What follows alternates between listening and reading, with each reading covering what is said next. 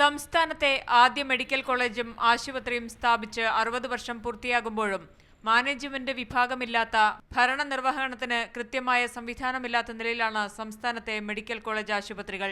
സർക്കാർ പദ്ധതികൾ ഫലപ്രദമായും സമയബന്ധിതമായും നടപ്പാക്കാൻ ഇത് കാരണം കഴിയുന്നില്ല. വികസനം, ഗവേഷണം എന്നിവ ഏകോപിപ്പിക്കാനും സംവിധാനമില്ല. പല വികസന പദ്ധതികളും ചുവപ്പ് നാടയിൽ കുടുങ്ങിക്കിടക്കുന്നു. ഇത് പരിഗണിച്ചാണ് സ്വയംഭരണമെന്ന ആശയം ഉയർന്നത്. ഫലപ്രദമായ നടത്തിപ്പിന് ഇത് ആവശ്യമാണെന്ന് ഡോക്ടർമാരും അഭിപ്രായപ്പെടുന്നു.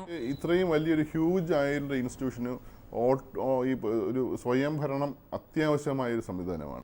അധികാര വികേന്ദ്രീകരണം സർക്കാരിന്റെ പരിഗണനയിലാണെന്നും എന്നാൽ ഇത് നടപ്പായാലും നിയമനങ്ങൾ PSC വഴി മാത്രമായിരിക്കുമെന്നും ആരോഗ്യവകുപ്പ് സെക്രട്ടറി രാജീവ് സദാനന്ദൻ മാതൃഭൂമി ന്യൂസിനോട് പറഞ്ഞു. എസൻഷ്യൽ ആയിട്ട് വലിയ ആശുപത്രികൾക്ക് ഓട്ടോണമി നൽകേണ്ടതാണ് എന്നുള്ള ഒരു കാര്യത്തിൽ സർക്കാരിൽ ഒരു ബോധം വന്നിട്ടുണ്ട്.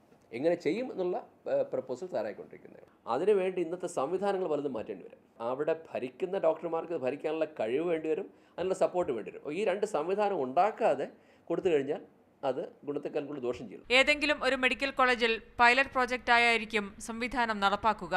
ഇതിനു മുന്നോടിയായി അഡ്മിനിസ്ട്രേറ്റീവ് ഓഫീസറെ നിയമിക്കും. സർക്കാരിന്റെ നിയന്ത്രണം നഷ്ടപ്പെടാത്ത തരത്തിലുള്ള സ്വയംഭരണ പദവിയാണ് ആലോചിക്കുന്നത്. എന്നാൽ ഇതിൽ പോലും ശക്തമായ എതിർപ്പ് നേരിടേണ്ടി വരുമെന്നതാണ് മറ്റൊരു വശം. ശാലിനി ദാസ്, മാതൃഭൂമി ന്യൂസ്, തിരുവനന്തപുരം.